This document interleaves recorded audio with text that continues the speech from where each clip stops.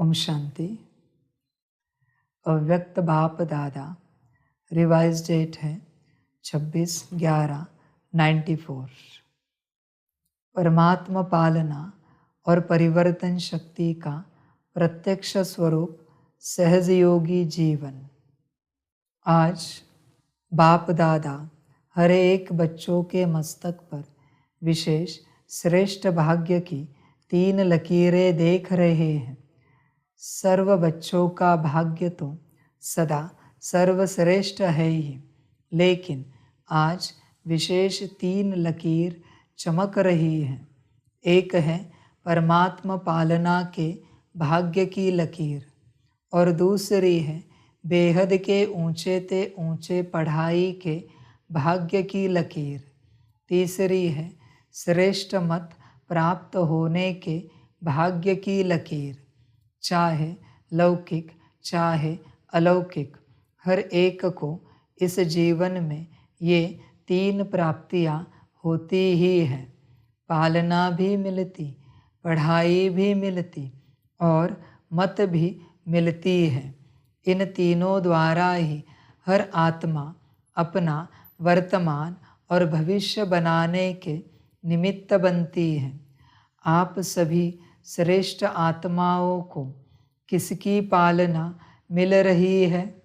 परमात्मा पालना के अंदर हर एक सेकंड पल रहे हो। जैसे परम आत्मा ऊंचे ते ऊंच है, तो परमात्मा पालना भी कितनी श्रेष्ठ है। और इस परमात्मा पालना के पात्र कौन बने हैं और कितने बने हैं? सारे विश्व की आत्माएं बाप कहती है, लेकिन पालना और पढ़ाई के पात्र नहीं बनती है। और आप कितनी थोड़ी सी आत्माएं इस भाग्य के पात्र बनती हो। सारे कल्प में यही थोड़ा सा समय परमात्म पालना मिलती है। दैवी पालना, मानव पालना, ये तो अनेक जन्म मिलती है, लेकिन ये श्रेष्ठ पालना अब नहीं तो कब नहीं। ऐसे श्रेष्ठ भाग्य की श्रेष्ठ लकीर सदा अपने मस्तक में चमकते हुए अनुभव करते हो।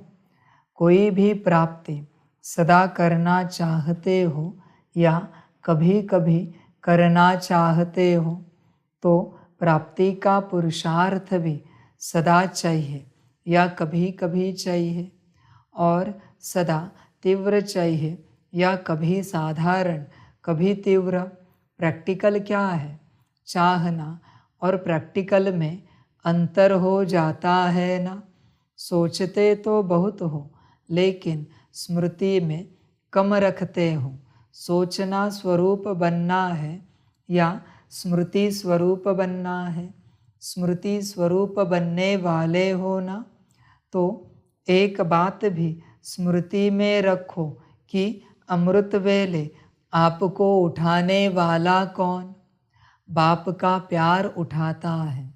दिन का आरंभ कितना श्रेष्ठ है, और बाप स्वयं मिलन मनाने के लिए बुलाते हैं, रूह रिहान करते हैं, शक्तियाँ भरते हैं। तो हर दिन का आदि कितना श्रेष्ठ है। बाप की मोहब्बत से उठते हो कि कभी कभी मजबूरी से भी उठते हो? यथार्थ तो मोहब्बत के गीत आपको उठाते हैं। अमृत वेले से बाप कितना स्नेह से बुलाते हैं, उठाते हैं, मीठे बच्चे, प्यारे बच्चे, आओ।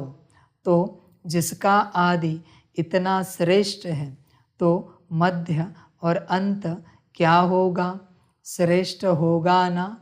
बाप दादा देख रहे थे कि कितना पालना का भाग्य वर्तमान समय बच्चों को प्राप्त है। जितना प्राप्त है उतना फ़ायदा उठाते हो। स्वप्न में भी संकल्प मात्र नहीं था कि इतने भाग्य के पात्र बनेंगे। सोचने से बाहर था, लेकिन मिला कितना सहज। बाप के प्यार की पालना का प्रैक्टिकल स्वरूप ही है सहज योगी जीवन। जिससे प्यार होता है उसके लिए मुश्किल परिस्थिति या मुश्किल कोई भी बात देखी सुनी नहीं जाती। तो बाप ने भी मुश्किल को सहज बनाया है ना। सदा सहज है तो सदा ही पुरुषार्थ की गति तीव्र हो। आज बहुत अच्छा पुरुषार्थ है और कल थोड़ी परसेंटेज कम हो गई तो क्या सदा सहज कहेंगे? सदा मुश्किल कौन बनाते हैं? स्वयं ही बनाते हो ना। कारण क्या? सोचने की तो आदत है, लेकिन स्मृति स्वरूप के संस्कार कभी इमर्ज रखते हो, कभी मर्ज हो जाते हैं। क्योंकि स्मृति स्वरूप सो समर्थ स्वरूप। सोचना यह समर्थी स्वरूप नहीं है। स्मृति समर्थी है। विस्मृति में क्यों आ जाते हो? आदत से मजबूर हो जाते हो। अगर मजबूत नहीं तो मजबूर हो जाएंगे। जहाँ मजबूत है वहाँ मजबूरी नहीं है। जब ओरिजिनल आदत विस्मृति की है, आदि में स्मृति स्वरूप प्रारब्ध प्राप्त करने वाली देवात्माएं हो, योग लगाने का पुरुषार्थ नहीं करते, लेकिन स्मृति स्वरूप की प्रारब्ध प्राप्त करते हो, तो आदि में भी स्मृति स्वरूप का प्रत्यक्ष जीवन है।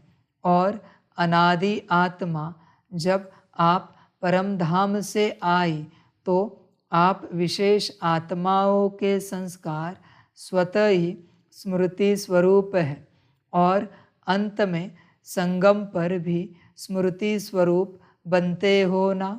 तो अनादि, आदि और अंत तीनों ही काल स्मृति स्वरूप है। विस्मृति तो बीच में आई तो आदि अनादि स्वरूप सहज होना चाहिए या मध्य का स्वरूप। सोचते हो कि हाँ मैं आत्मा हूँ, लेकिन स्मृति स्वरूप हो चलना, बोलना, देखना, उसमें अंतर पड़ जाता है। तो यह स्मृति में रखो कि हम परमात्म पालना की अधिकारी आत्माएं हैं। बाप दादा चार्ट चेक करते हैं तो लकीर कभी ऊंची कभी नीची होती है, कभी कोई दाग होता है, कभी जीवन के कागज में कोई दाग नहीं भी होता है, और कोई समय दाग ही दाग, एक पीछे दूसरा, दूसरे के पीछे तीसरा दाग ही नज़र आते हैं। क्यों? एक तो गलती हो जाती है, लेकिन गलती होने के बाद भी उसी गलती को सोचते रहते हो। क्यों? क्या? कैसे? ऐसे नहीं वैसे कई रूप से बात को छोड़ते नहीं हो। बात आपको छोड़कर चली जाती है, लेकिन आप बात को नहीं छोड़ते हो। जितना समय सोचने स्वरूप बनते हो, यथार्थ स्मृति स्वरूप नहीं बनते हो, तो दाग के ऊपर दाग लग जाते हैं। पेपर का टाइम कम होता है, लेकिन व्यर्थ सोचने का संस्कार होने के कारण पेपर का टाइम बढ़ा देते हो। सेकंड पूरा हुआ और निर्विकल्प स्थिति बन जाए, यह संस्कार इमर्ज करो। निर्विकल्प बनना आता है ना। अपने श्रेष्ठ भाग्य को स्मृति में लाकर सदा हर्षित रहो। अपने परमात्म पालना को सदा बार बार स्मृति में लाओ। सुनना भी आता है, सोचना भी आता है, लेकिन फर्क क्या पड़ जाता है? बाप दादा बच्चों का खेल देखते रहते हैं। सारे दिन में क्या क्या खेल करते हो, ये रात्रि को चेक करते हो ना। माया के खिलौने बड़े आकर्षण वाले हैं, तो उन खिलौनों से खेलने लग जाते हो। पहले तो बहुत प्यार से माया खेल कराती है, और खेल कराते कराते जब हार खिलाती है तब होश में आते हैं। मेजॉरिटी में एक विशेष शक्ति की कमी रह जाती है। कभी बहुत अच्छे चलते हो, कभी चलते हो, कभी उड़ते हो, आगे बढ़ते हो, लेकिन फिर नीचे क्यों आ जाते हो? इसका विशेष कारण क्या? परिवर्तन शक्ति की कमजोरी है। समझते भी हो कि ये यथार्थ नहीं है, लेकिन परिवर्तित होने की कमी हो जाती है। ब्राह्मण जीवन में परिवर्तन में आ गए। अब कोई कहेंगे कि मैं ब्राह्मण नहीं हूँ। सभी अपने को बीके लिखते हो ना। हम ब्राह्मण हैं, यह समझते हो ना। ब्राह्मण जीवन में जो परीक्षाएं आती है, उसमें परिवर्तन करने की शक्ति आवश्यक होती है। जब व्यर्थ संकल्प चलते हैं तो समझते भी हो कि ये व्यर्थ है, लेकिन व्यर्थ संकल्पों का बहाव इतना तेज होता है जो अपने तरफ खींचता जाता है। जैसे नदी का व सागर का बहुत फोर्स होता है, तो कितना भी अपने को रोकने की कोशिश करते हैं, लेकिन फिर भी बहते जाते हैं। समझते भी हो, सोचते भी हो कि ये ठीक नहीं है, इससे नुकसान है, फिर भी बहाव में बह जाते हो। इसका कारण क्या? परिवर्तन शक्ति की कमी। पहला विशेष परिवर्तन है स्वरूप का परिवर्तन। मैं शरीर नहीं, लेकिन आत्मा हूँ। यह स्वरूप का परिवर्तन है। यह आदि परिवर्तन है। इसमें भी चेक करो तो जब देह भान का फोर्स होता है तो आत्माभिमान के स्वरूप में टिक सकते हो या बह जाते हो। अगर सेकंड में परिवर्तन शक्ति काम में आ जाए तो समय संकल्प कितने बच जाते हैं, वेस्ट से बेस्ट में जमा हो जाते हैं। पहली परिवर्तन शक्ति है स्वरूप का परिवर्तन और स्वभाव का परिवर्तन। पुराना स्वभाव पुरुषार्थी जीवन में धोखा देता है। समझते भी हो कि यह मेरा स्वभाव यथार्थ नहीं है, और यह स्वभाव समय प्रति समय धोखा भी देता है, यह भी समझते हो, लेकिन फिर भी स्वभाव के वश हो जाते हो। फिर अपने बचाव के लिए कहते हो कि मेरा भाव नहीं था, मेरा स्वभाव ऐसा है, मैं चाहता या चाहती नहीं हूँ, लेकिन मेरा स्वभाव है। ब्राह्मण बन गए तो जन्म बदल गया, संबंध बदल गया, माँ बाप बदल गए, परिवार बदल गया, लेकिन स्वभाव नहीं बदला। फिर रॉयल शब्द कहते हो कि मेरी नेचर है। तो पहली कमजोरी स्वरूप का परिवर्तन, दूसरा स्वभाव का परिवर्तन, तीसरा संकल्प का परिवर्तन। सेकंड में व्यर्थ को समर्थ में परिवर्तन करो। कई समझते हैं बस आधा घंटे का तूफान था, आधा घंटा 15 मिनट चला, लेकिन आधा घंटा व 15 मिनट की कमजोरी संस्कार बना देती है ना। जैसे शरीर में अगर कोई बार बार कमज़ोर होता रहे तो सदा के लिए कमज़ोर बन जाते हैं। तो 15 मिनट कोई कम नहीं है। संगम युग का एक एक सेकंड वर्षों के समान है। तो ऐसे अलबेले नहीं बनो। भल थोड़ा ही चला, लेकिन गवाया कितना। जब कदम में पदम कहते हो तो 15 मिनट में कितने कदम उठेंगे और कितने पदम गवाए। जमा में तो हिसाब अच्छा रखते हो कि कदम में पदम जमा हो गया, लेकिन गवाने का भी तो हिसाब रखो। तो न चाहते हुए भी संस्कार खींचते हैं। जो भी बात बार बार होती वो संस्कार रूप में भर जाती है। तो संकल्प परिवर्तन करो, सिर्फ सोचते नहीं रहो। करना नहीं चाहिए, हो गया क्या करूं? नहीं, सोचो और करके दिखाओ।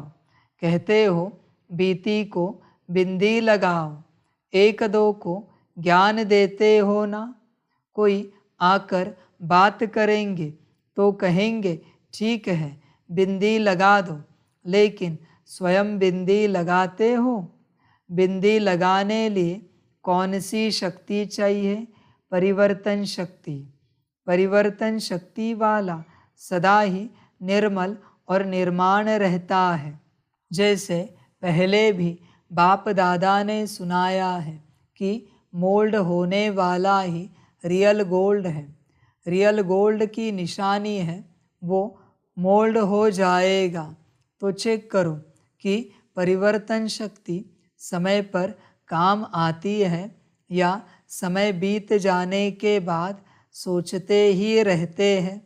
तो परिवर्तन शक्ति को बढ़ाना, जिसमें परिवर्तन शक्ति है वो सबका प्यारा बनता है।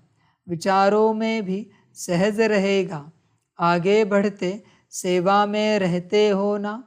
सेवा में भी विघ्न रूप क्या होता है? मेरा विचार, मेरा प्लान, मेरी सेवा इतनी अच्छी होते हुए भी मेरा क्यों नहीं माना गया? तो उसको रियल गोल्ड कहेंगे। मेरापन आ गया। मेरापन आना अर्थात अलॉय मिक्स होना। जब रियल गोल्ड में अलॉय मिक्स हो जाता है तो वो रियल रहता है, उसका मूल्य रहता है। कितना फर्क पड़ जाता है। तो समय और वायुमंडल को परख कर अपने को परिवर्तन करना, इसकी आवश्यकता है।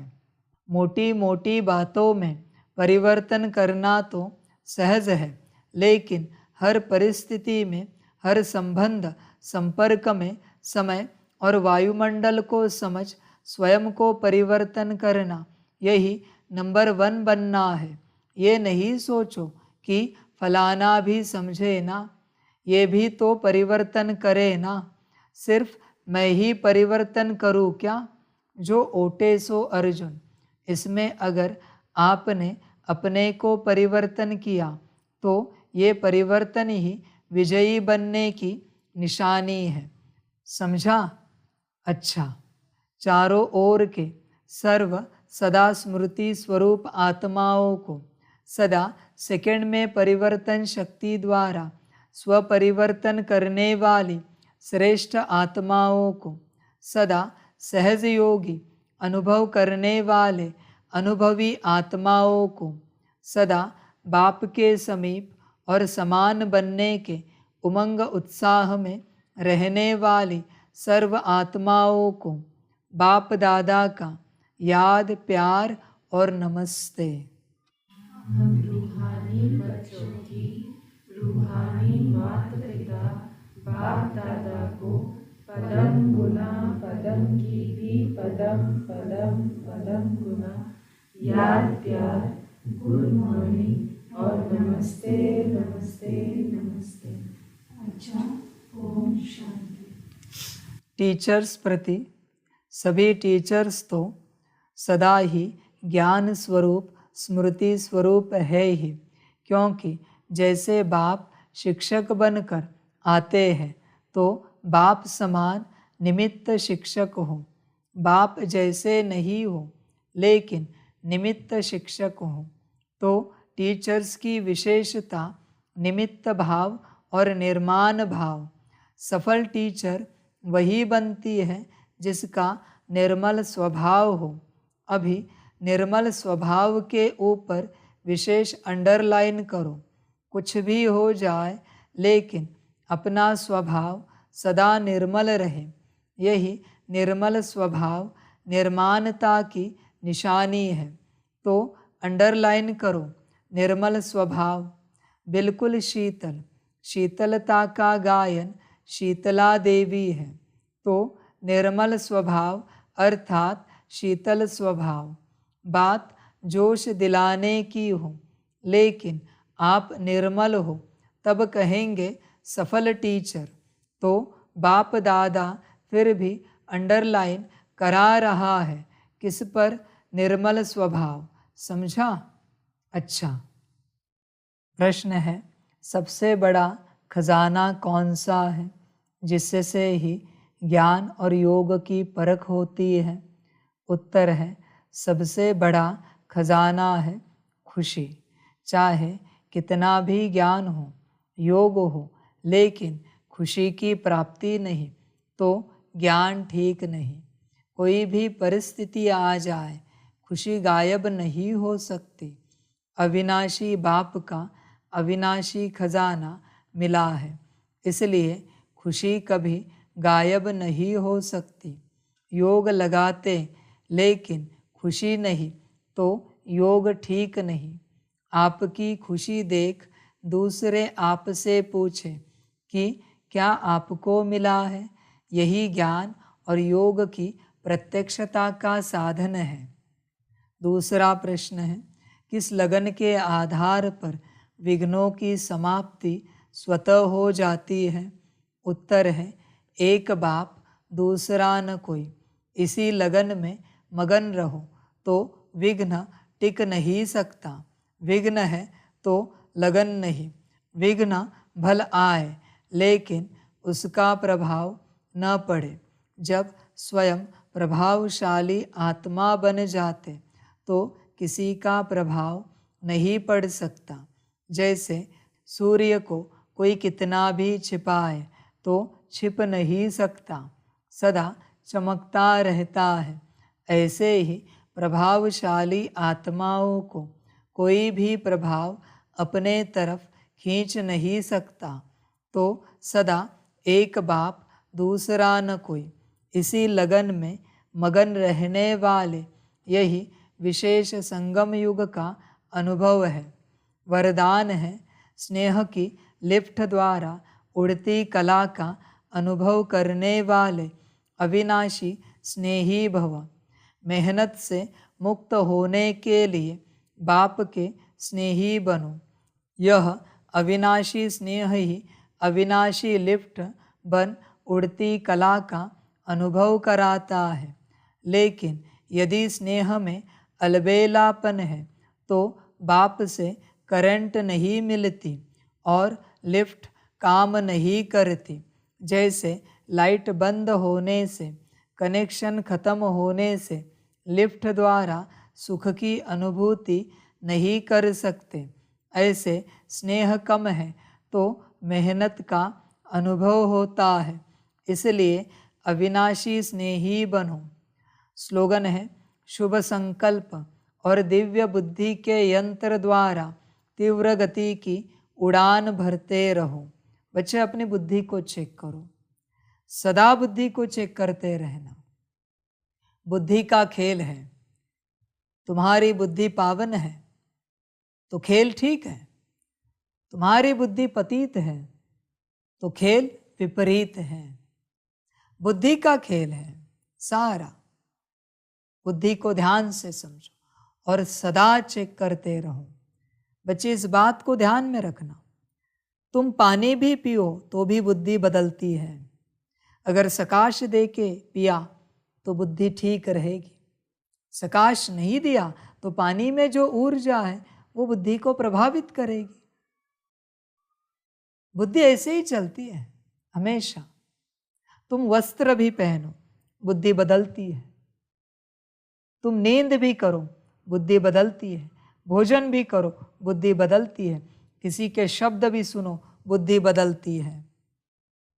अच्छे व्यक्ति से शब्द सुने तो बुद्धि अच्छी बनेगी। जिसके संस्कार विपरीत हैं उससे शब्द सुने तो बुद्धि विपरीत हो जाएगी। बच्चे, हर कदम बुद्धि पर प्रभाव आ रहा है। तुम कौन से क्षेत्र में सांसें ले रहे हो, उस क्षेत्र का प्रभाव बुद्धि पर आता है। समझ की बात है बच्चे।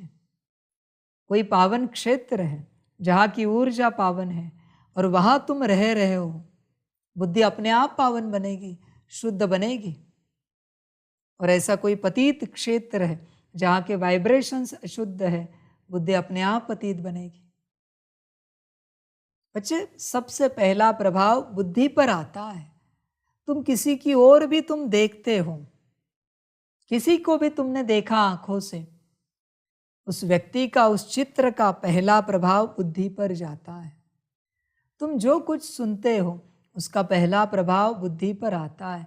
जो तुम बोलते हो उसका पहला प्रभाव बुद्धि पर आता है। ध्यान में रखना बच्चे, हर चीज का प्रभाव बुद्धि पर आ रहा है।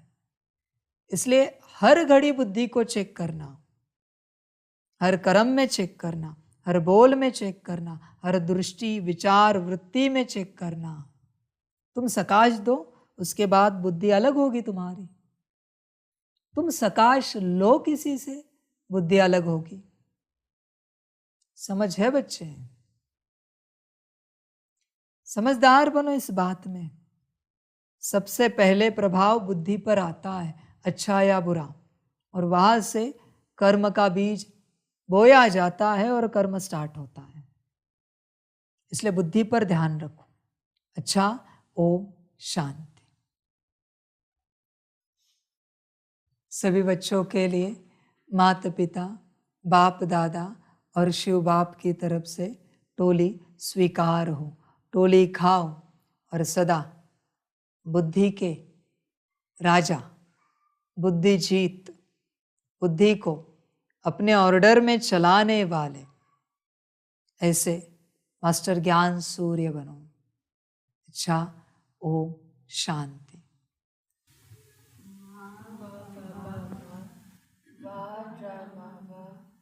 वारे में आत्मा वा, वारे मेरा भाग्य वा, वारे मेरा ईश्वरीय परिवार वा, वारे मैं स्वराज्य अधिकारी आत्मा वा।